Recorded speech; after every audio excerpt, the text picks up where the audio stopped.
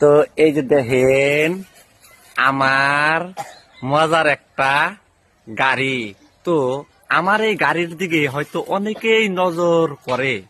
তো দেখেন ভাই, আমার গাড়ির দিকে নজর কইরা আপনি করে লাভ হইব না, কারণ এটা আমার প্রাইভেট গাড়ি। আমার গাড়ি ভাই, আমি একলা একলাই চালাই, আমি অন্য কাউরে চালাবার দেই না।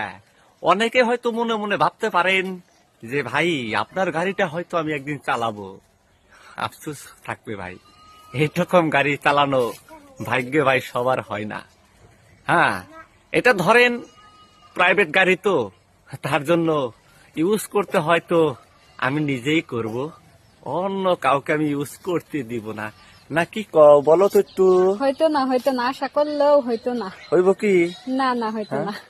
তো আমার এই গাড়িটা আমি চালাচ্ছি একমাত্র